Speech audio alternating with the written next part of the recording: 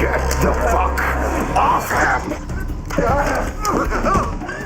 Hey there, folks. Welcome to another marvelous video. Hollywood and popular media have, for whatever reason, glamorized serial killers and their lives for a number of years now. Maybe it's our own morbid fascination with the darker aspects of our own psyche and society that draws us to explore these disturbed and deranged characters. From Hannibal Lecter to the Zodiac Killer, whether it's a fictional character or someone inspired by real life, these individuals have left their indelible mark not just on society, but also on popular media. One of the most popular franchises in this genre recently has been Dexter, a TV series adapted from a series of novels written by Jeff Lindsay that follows the life of the eponymous serial killer with a moral code that lets him kill only criminals. In this video, our topic of discussion is not Dexter, but instead we will be tackling one of the franchise's more complex and terrifying antagonists called the Tamiami Killer or the Tamiami Slasher, better known in the TV series as the Ice Truck Killer. While in both the books and the TV series, the Tamiami Killer's arc follows the general premise of a serial killer with a personal connection to Dexter Morgan, the character is portrayed quite differently across the two mediums. We will be exploring in what ways this occurs and much more in today's video. So join us as we delve into this dangerous world of serial killers where there is no knowing who is watching your every step. But before we go into our explanation, we have a very small request. If you like our content, please support us by subscribing to our channel. This is a small click for you, but for us it means a lot. Thank you. Let's begin.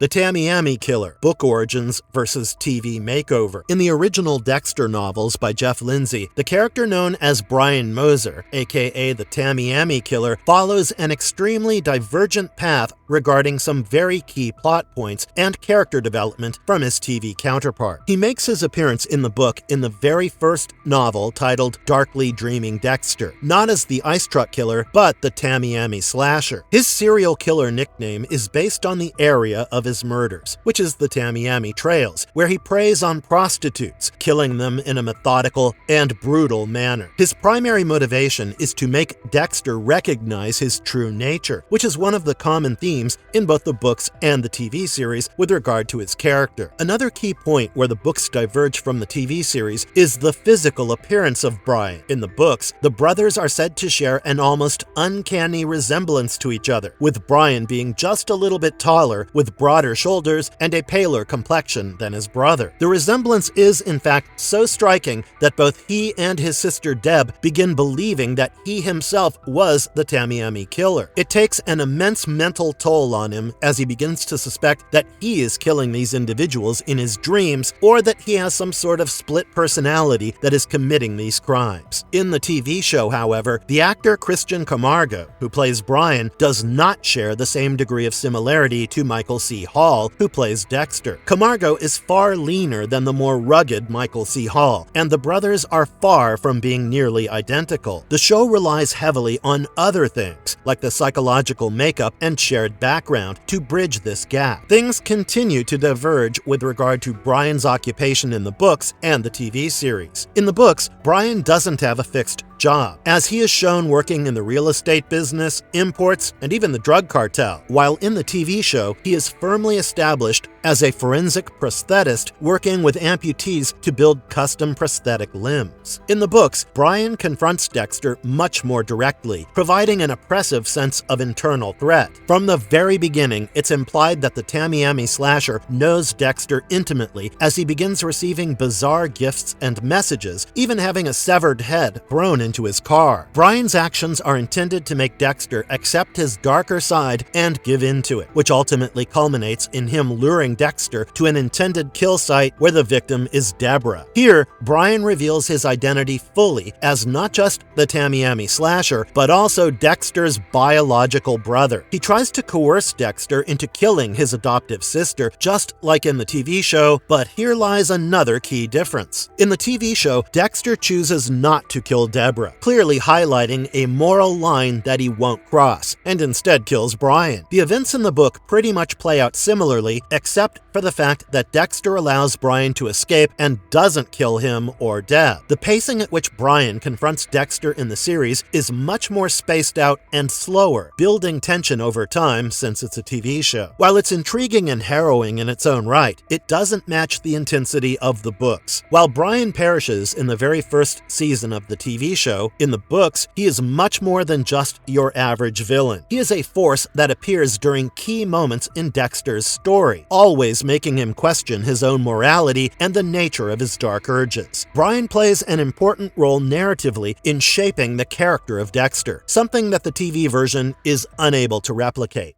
Dexter's relationship with the Tamiami Killer. The book version of Dexter is widely considered to be much more emotionally distant and morally ambiguous than the character we see in the TV show, where he has clearly defined moral boundaries. In the books, Dexter describes himself as someone who is unable to feel much, especially empathy, which is why when he comes across the work of the Tamiami slasher, he isn't repelled by it, but drawn instead, admiring the precision and the method of killing. In the books, it's made quite apparent that he is not emotionally threatened or traumatized, as shown in the series by the Tamiami slasher. Rather, he is intellectually and aesthetically intrigued, comparing and almost envying certain aspects of his kill. He admires the killer's style of leaving bloodless and clean corpses, and is fascinated by his modus operandi so much that he begins to identify certain similar traits between himself and the murderer. This reaches such a point that he even begins to believe that he is the one committing these murders unknowingly. When Dexter admires the killer's skills, that admiration forces readers to confront how thin the line is between them. The code of Harry becomes less a safeguard and more a fragile boundary that Dexter could cross if his detachment or fascination overrides it. This continues until he's confronted by the stakes with regard to his own dark nature and identity when he comes face to face with his brother and the grand revelation is made. Dexter manages to protect his emotional detachment by allowing Brian to escape, as he views his brother as a mirror to himself, even if they don't align morally. In him, Dexter sees the darkness that he himself harbors within, due to which he treats Brian initially with a faint admiration and envy, which shifts to a conflicting filial love. In contrast, Dexter from the TV show is much more emotionally traumatized upon finding out about his brother and what he had become. In order to build tension and drama, Brian's actions are shown as being extremely emotionally manipulative as Dexter becomes comprehensively more guilt-ridden, unsure, and invested than in the book. Due to the book Dexter being severely emotionally stunted, his relationship with Brian is far more unsettling to witness.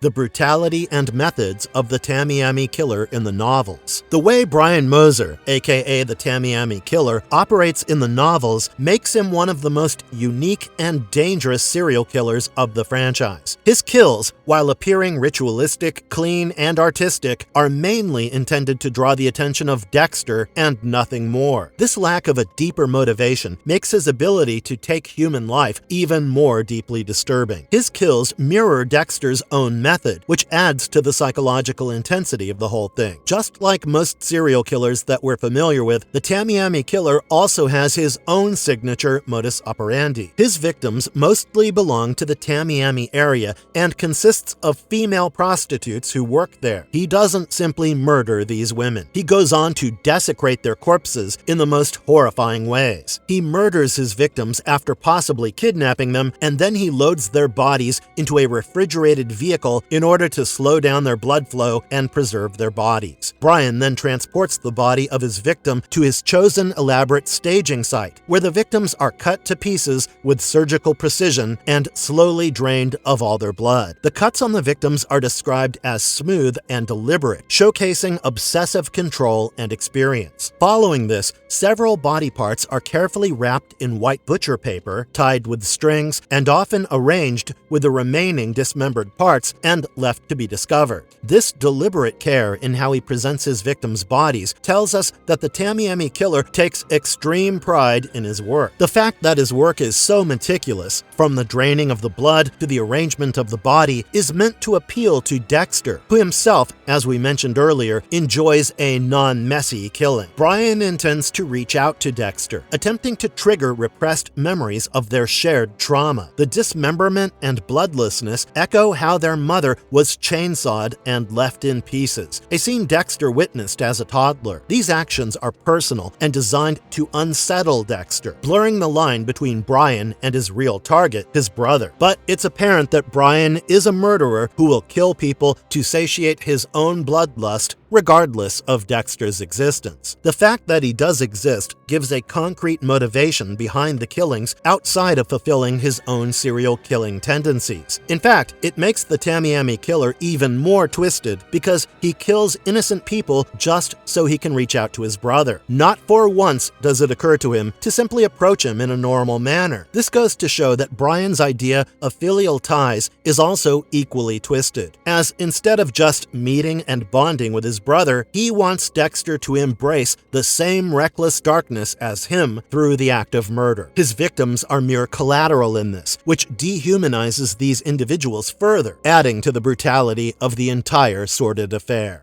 The fate of key characters, much bleaker outcomes. In the novels, the fate of certain key characters, like LaGuerta and Brian, is very different from the TV series. This doesn't just affect their character arcs, but also affects the tone and structure of the TV show and the books. The outcomes, particularly in the case of these two characters, are much bleaker, more dangerous, and steeped in moral ambiguity. In the books, LaGuerta is introduced as a self-serving, politically minded superior who frequently undermines Deborah and dismisses Dexter. In Darkly Dreaming Dexter, she follows Dexter and eventually arrives at the shipping container where Brian has kidnapped Deb. Brian, frustrated by Dexter's refusal to kill Deb, stabs LaGuerta to death. Despite being in a position to intervene, Dexter effectively allows this to happen, helping Brian escape. The book doesn't bother with developing LaGuerta's character any further. It doesn't stop to mourn her or examine her complexity. Her death is merely used to solidify the twisted bond between Brian and Dexter, along with setting the tone for just how brutal and morally ambiguous the main character truly is. In the TV show, LaGuerta's arc spans over 7 seasons, unlike in the books, where she is killed in the very first novel. She develops into a dynamic and complex character who ultimately receives a deserved death after being shot by Deb in a moment that marks her moral collapse. Due to this, her death is far more cathartic in the TV series than in the novel. Dexter allowing, or more accurately enabling, LaGuerta's death and helping Brian escape places him in a more uncompromising moral gray zone earlier. It shows that his code, Harry's code, has limits, especially when it comes to family loyalty or emotional ties. In the show, Dexter often resists those edges, or at least has more time to be tested. As for Brian, like we've mentioned already, his brother allows him to murder LaGuerta and escape. This allows Brian to be a lingering presence in the franchise as he continues to shape Dexter's character and the narrative with his appearance in later books like Dexter is Delicious and Dexter is Dead. After his escape in the first book, Brian reappears in Dexter is Delicious, unexpectedly showing up at his brother's doorstep. He introduces himself to Dexter's family, which includes his 2 children and his wife. Brian's interactions with Dexter's children is always filled with a tinge of tension, as we are well aware of his true nature. There's a Cannibal Coven subplot into which Dexter and Deb are drawn while trying to rescue people from this horror. Brian is revealed to be working for the cannibals, but he betrays them in order to save Deb and Dexter from their clutches. However, this is not done out of pure altruism, as readers are left to speculate his motivations. Perhaps it stemmed from family, loyalty, or some hidden agenda of his own. He then reappears for the final time in the book Dexter is Dead, where he bails out the protagonist from jail after he's framed by somebody for a crime he didn't commit. We find out that Brian is in trouble with a drug cartel after having stolen money from them, due to which Dexter's children are kidnapped by the group. However, during the rescue operation, after the children are rescued, Brian is killed in an explosion, finally bringing an end to his saga. Because Brian had lived on in the books, there was an ongoing threat, giving the atmosphere of the novels a prolonged sense of tension. There was no neat resolution, as this persistence underscores the idea that Dexter's life and psyche are never cleanly reset. These changes in character fates give the books a darker, more morally tangled texture.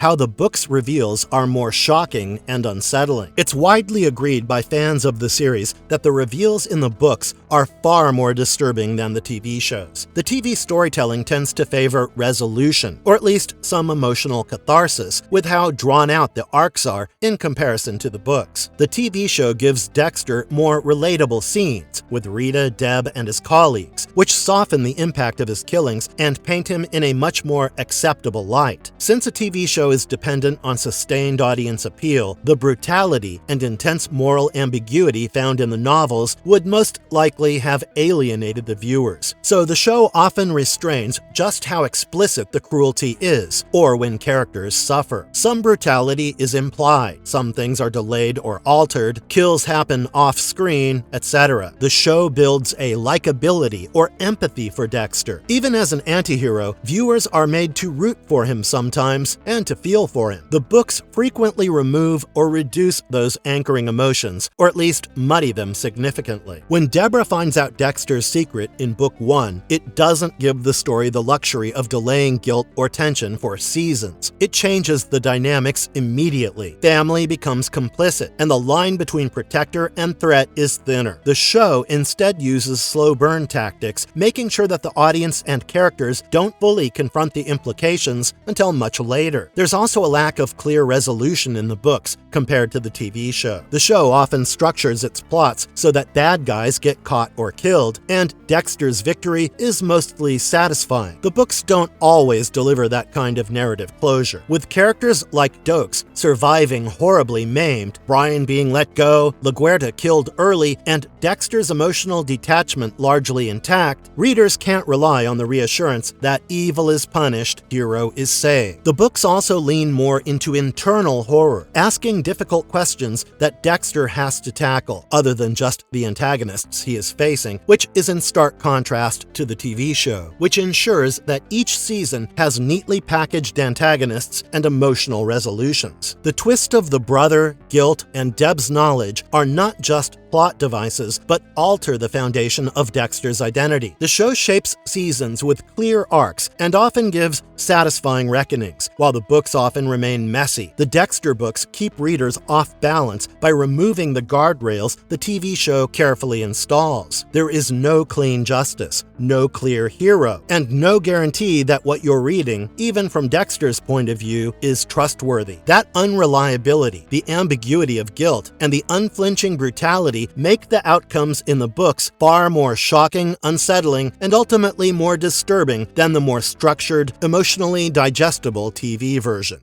Marvelous verdict. From everything we've learned so far, we can safely say that the Tamiami Killer was way worse in the books. In conclusion, the portrayal of the Tamiami Killer in the books is more brutal and nuanced. The book delves deeper into Brian's motivations, background, and mental state, providing readers with a more intimate and disturbing look into the mind of a murderer. This is further aided by the fact that he is not immediately killed off like he is in the TV series. His interactions with Dexter and the people around his brother allow the author to explore themes of morality, justice, and trauma in ways that go beyond what the TV show manages to do. This makes the Tamiami Killer a more layered and developed figure in the books instead of his much shallower portrayal in the TV series. We hope that you enjoyed watching this video. We post daily videos featuring all of your favorite TV shows, movies, and anime on our channel. Thank you for sticking with us right to the very end. See you soon in the next one. Till then, stay safe and stay marvelous. And if you liked our content, don't forget to leave a like and subscribe to us if you haven't already. Have a good one and be safe. Thanks, everyone.